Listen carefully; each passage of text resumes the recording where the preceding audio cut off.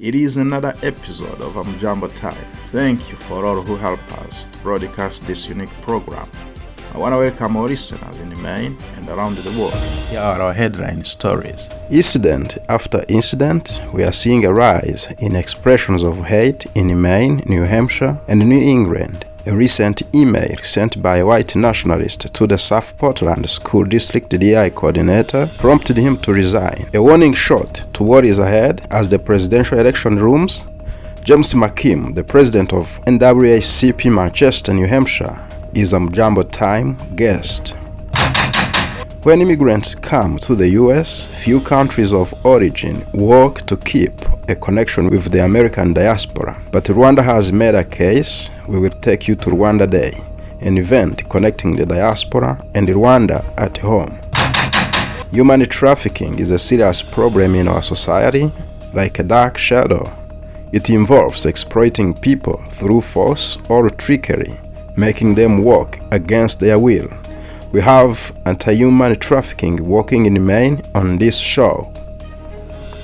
This modern form of slavery is a big money maker for those involved. We speak to Preble Street about this despicable act.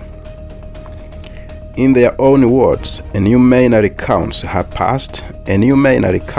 past in Afghanistan and how it was to live under the Taliban. How do they keep up with their culture, religion, and more? Details after the break.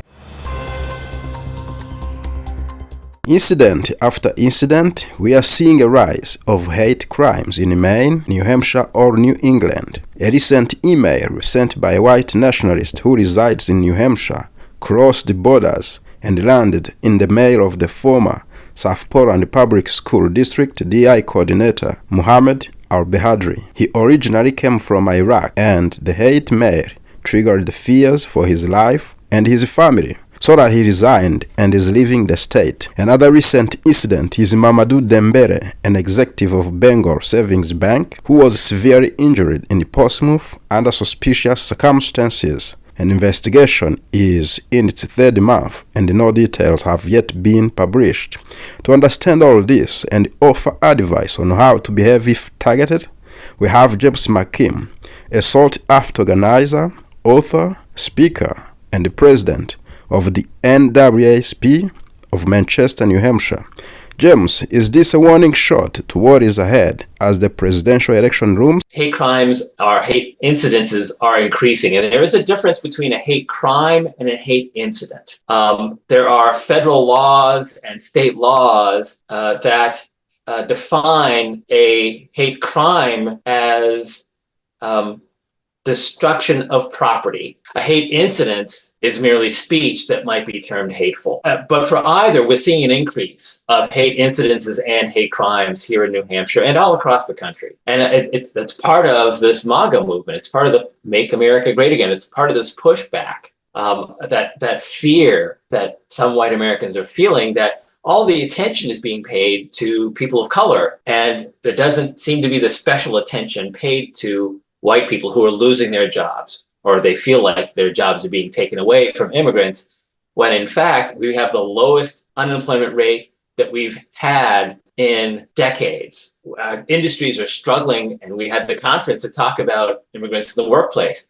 Industries here in New Hampshire are struggling to find workers. That's a question that I was going to ask. Sometimes someone will say, you are taking my job, and we have 10 jobs. And you are one. So how is that? How does that do math? They're not doing the math properly. There are 10 jobs out there, and they can take one of them. Now, what's also conflated in all this is companies that are looking to hire someone. They're looking for what we call the perfect 10. They're looking for someone who has 10 out of 10 skills that they feel are necessary for that position, when in reality, no one has a perfect 10 out of 10, or if they do, then the company will say, well, you're too overqualified for this position. Do you see this as something that can hinder the economy progress of New Hampshire, for example? It already is. Research has already shown that we're not producing as much as we could produce, and you know, New Hampshire does have this reputation and this ranking in a number of surveys as being one of the best places to live in the country.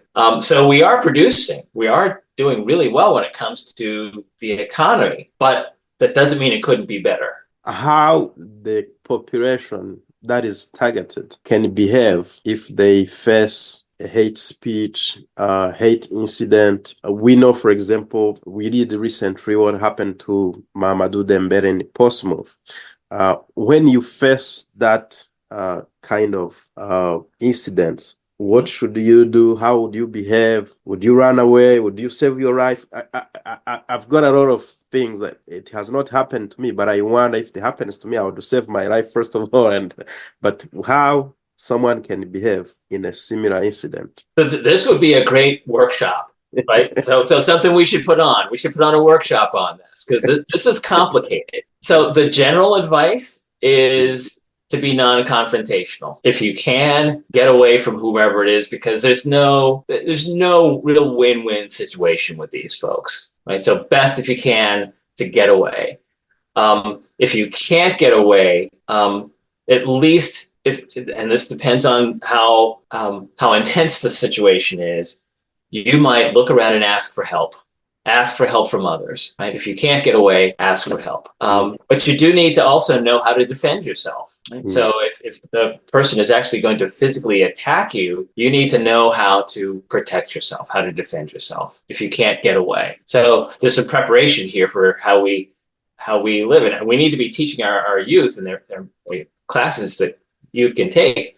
Self-defense classes. What are self-defense techniques that you need to know to be able to employ at a moment's notice? Because you never know when someone like Mamadou was just coming out of a diner, right? He just had a great meal. He was walking home and he stepped out of the diner, and these three men attacked him, totally out of the blue. The other thing to note about Mamadou's situation is, you know, Mamadou is a gentle giant.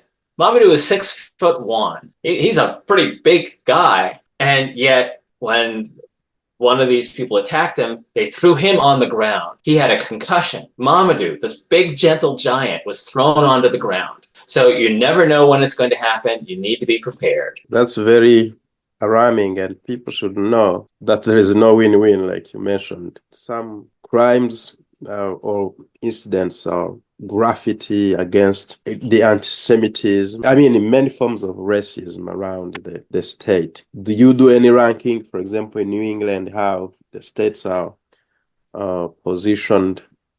Because in some ways you may see this as something that goes through one state to another state.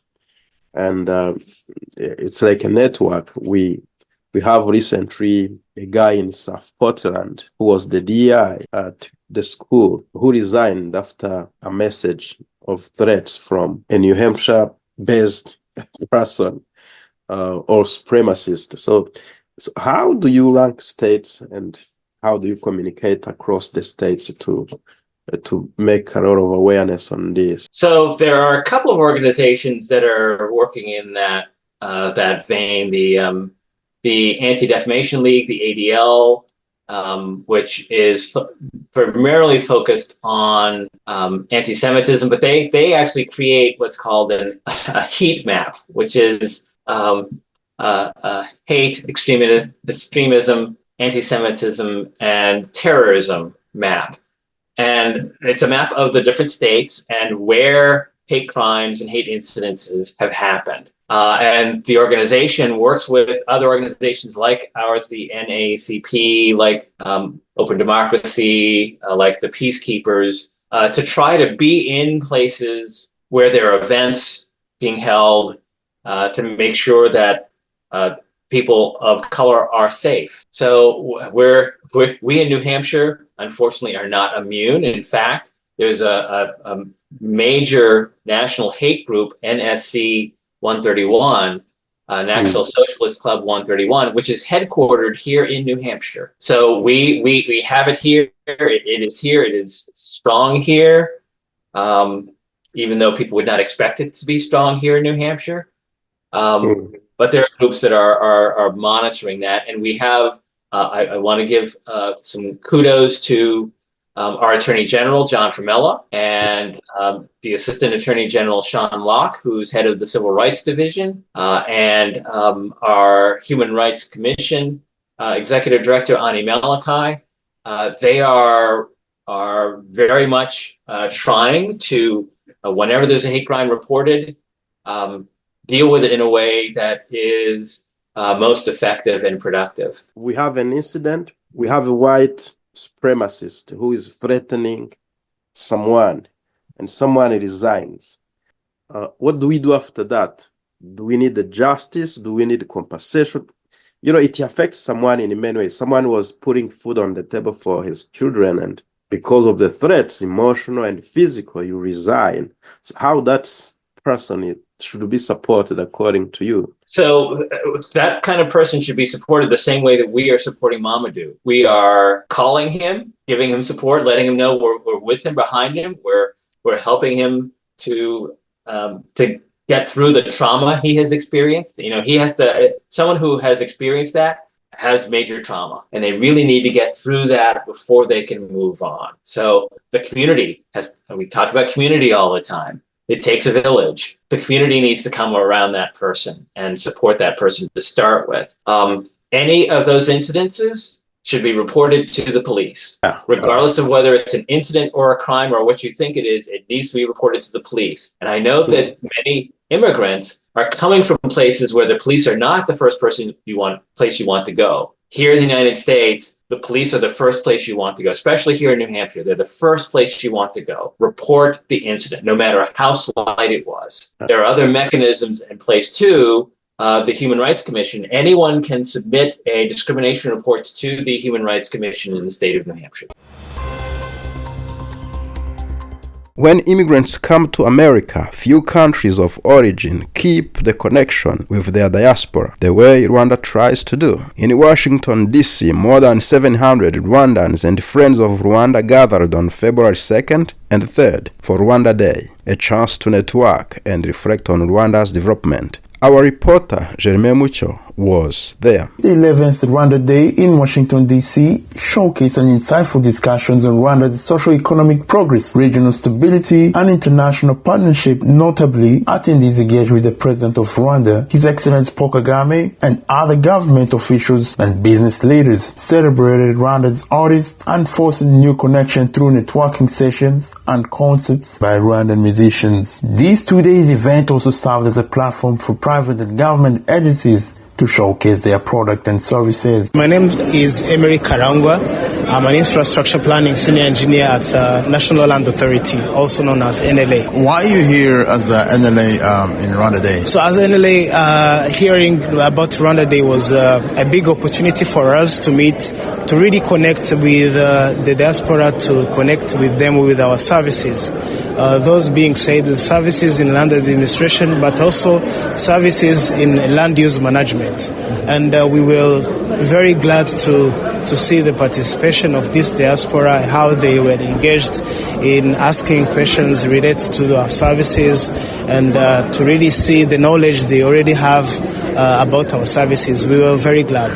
My name is Anne-Christine Ishimwe. I'm the head of sales and marketing at Kinazi Cassava Plant. We are here as exhibitors to market our product, first and foremost, to meet the fans of our product, and also to engage with our distributors based here in the US. It's a great opportunity. We've met several of them from Canada and the US, and it's also a moment for our distributors to sell at a promotional price. So Rwanda Day means a lot to us in terms of marketing made in Rwanda and promoting the Rwanda brand. Rwanda Day also provided a platform for attendees to reflect on national's journey toward development and resilience, the panel discussion and keynote speeches on topics ranging from business and careers between Rwanda diaspora and Rwanda, and economic development through sports and entertainment. Among the panelists on the first day was Pascal Mozilla, the managing director at Norskin Foundation, who said that Rwanda is open to investors and called upon Rwandan diaspora to invest back home.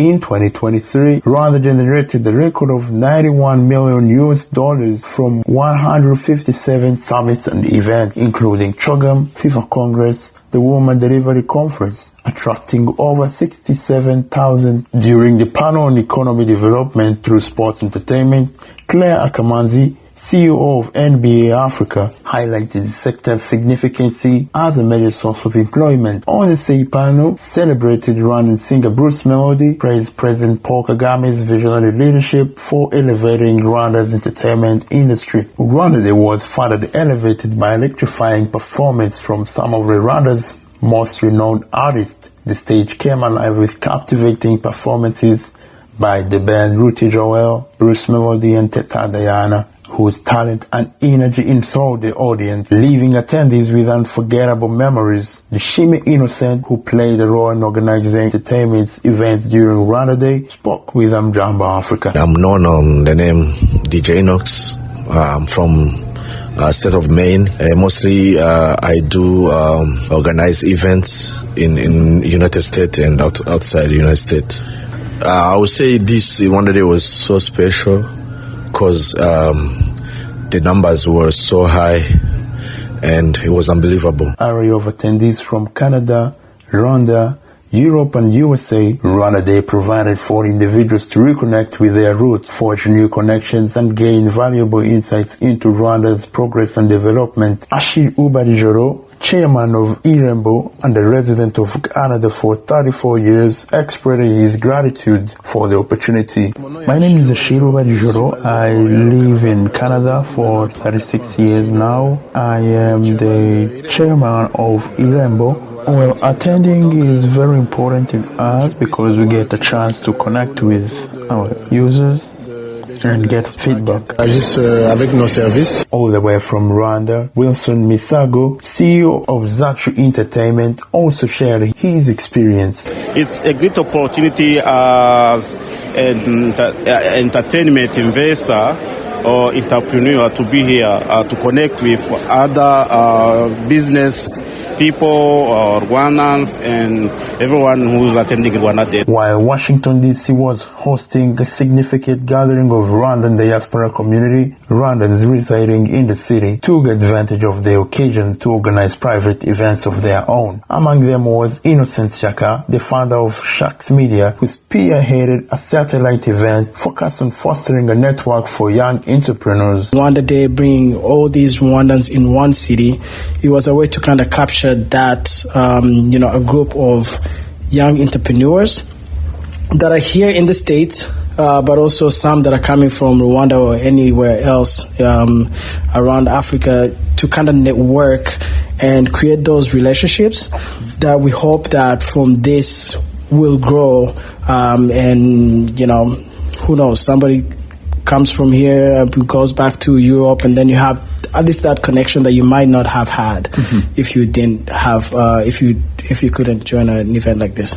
Throughout Rwanda Day, there was a palpable sense of excitement and anticipation among attendees. Many of them expressed a deep yearning to meet the President Paul Kagame. In his speech, President Paul Kagame said that the purpose of Rwanda Day is to make sure that every Rwandan outside of the country is connected to their home. The reasons for Rwanda Day is to make sure that every Rwandan who is outside of Rwanda is connected with his or her home wherever they are. You can leave Rwanda and go wherever you want to go, but Rwanda should not leave you. Human trafficking is a serious problem in our society. Like a dark shadow, it involves exploiting people through force or trickery, making them work against their will. In Maine, Prebo Street Anti-Trafficking Services paves the way forward for healing, growth, self-sufficiency, and a life free from coercion and exploitation. Amjambo's reporter Dananji spoke to Hailey Viruso, Director of Anti-Trafficking and Teen Outreach Services at Prebo Street. Say between 30 and 40% of the folks we serve are foreign nationals. So our programs serve folks who have experienced human trafficking at any point in their life. And so we work with adult survivors who experience trafficking as children. We work with people who are actively experiencing trafficking. And so we might work with somebody who is from a different country who experienced trafficking in their home country, but not in the United States, or the other way around. And so again, we work really hard with our funding partners to ensure that the definition is expansive, because oftentimes somebody doesn't recognize that's what their experience was till decades later. January is Human Trafficking Awareness Month, and so we have written an op-ed that's in the Press Herald this morning. We also reconvened our Southern Maine anti-trafficking multidisciplinary team, which had a turnout of about 40 folks from different sectors across the state of Maine, ranging from law enforcement agencies to mental health providers to folks from the U.S. Attorney's Office. And so really, when we talk about awareness and education, yes, we want to make sure general public has it. What is the mostly happening in the Portland area? Which kind of human trafficking? I think when you're trying to measure something that's illicit, it can be really challenging to have up-to-date data. And so what I think I would urge the public to think about human trafficking as an umbrella term, and we often delineate between sex trafficking and sexual exploitation and labor trafficking and labor exploitation, and that the reality is they're inextricably linked. And so I don't know if I could answer that. I think Maine has done a really great job at educating the public on what sex trafficking looks like, and so there's a conception that sex trafficking is the most common. However, statistically and globally, what we actually see is forced labor, by and large, accounts for about 80% of all human trafficking cases. I think it's logical to assume that if globally we're seeing those statistics, that it would also be realistic to think that on the local level, those statistics would mirror that. However, there is a lot of unknowns around what labor trafficking and labor exploitation looks like to the general public because it is so invisible. So I think, our intensive case management program works directly with survivors. And so we view them, regardless of what's happening in their life, as savvy, as resilient, as smart, as able to be in the community. And so our only goal is to ensure that they're connected to things that maybe they didn't realize they had access to or were entitled to. We do trainings in a couple of different ways, and I think this might be what you're getting at. So we do trainings for community providers to increase people's understanding and education. Mm-hmm. We also do trainings as a form of outreach events to help folks recognize what the definition of human trafficking is, to be able to do it in a trauma-informed way where somebody could reflect back on experiences that they've had to then say, wait a second, I think maybe this is part of my narrative. How can I connect with you elsewhere? And so I think maybe you're asking two different questions, which is success comes in all forms in our intensive case management program. In terms of outcomes, the things that we measure are, did you feel that you were treated with dignity and respect? Were you connected with the resources that you wanted to be? And so success is really defined by the individual. In terms of trainings, we're really transparent in our trainings that we want people to have the information, and we don't want people to go out saying, like, we're trying to elicit disclosures from all of the people that we now think we see human trafficking everywhere, because, again, people have to define safety for themselves. And I know I've said that a million times, but because we can't impose our definition of safety, meaning potentially taking them out of a situation on them, that has to come from them. They know their situation best. And so success in those spaces for trainings are somebody leaves a training knowing the information better than they walked into that training. And so we have feedback surveys for that as well. So how many days normally in your training, how many days do you take for the finishing the training? I mean, sometimes it's an hour training, sometimes it's 2 hours, sometimes it's a full day. And then in terms of how long somebody participates in case management, it could be months, it could be years. It's defined by them. Our funders don't give us a timeline, which is a positive thing. In her word, a new Maine recounts the past. In Afghanistan, how it was to live under Taliban's constant attack. How does she keep up with the culture and the religion back home? She talked to our reporter, Magdalene. When the Taliban overtake the country, on that time the situation quietly changed. Every people try to leave the country, escape from them, because 20 years ago, the Taliban overtake the country. On that time, same situation. The girls cannot go to school. They have to stay home. Even if they want to go to shopping, they have to take their brother or their husband. Otherwise, they cannot go alone by themselves to go to shopping, to go to any places. Why? This is their rule. They just says that it's Islamic rules, but this is not Islamic rules. We born in Islamic country. We know all the rules from Islamic. They just make a story from themselves that it's Islamic rules. Women cannot go out without husband or brother. They cannot work out. No ladies now. Before the Taliban, all girls can go to university, they can go to school, they had job. Say me, when the Taliban came, everyone stopped. The Taliban stopped them to going to university, and they told them that the girls just can go to up to 6th grade. They cannot continue after that. And they closed the university for the girls. I was teacher.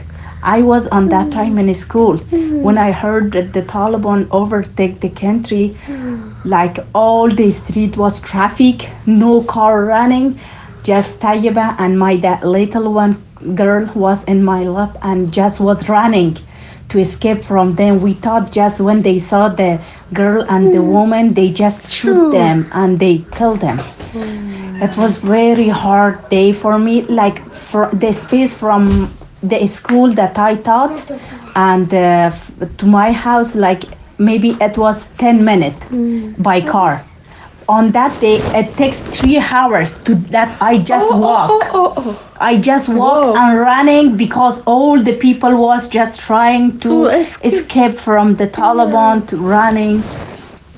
Yeah, it was really, I remember those days when it came to my mind. It makes me so sad. I'm crying, especially when I follow on TV, when I sign TV. It's really hard. It is. It's very hard. Now, what cultural aspect, parts of your culture do you miss now that you're here? Yeah, what in your Taliban culture, in your Afghan culture, what do you miss? The food, the language, the clothes, the people. What are the things that you miss the most? I miss the most for the traditional food and the traditional dresses, our culture, our Eid programs that we visit families. We go to see all the families, our uncle, aunts, everyone, especially my parents, that they live there, my mom, my dad, and they become old. And they don't have any hope that they can see us again. They're still there? They're still there. They're still there, yes. They say that we don't have any hope that we can see you again. It's hard for them. We just talk with them on WhatsApp. I'm doing my best to follow our culture.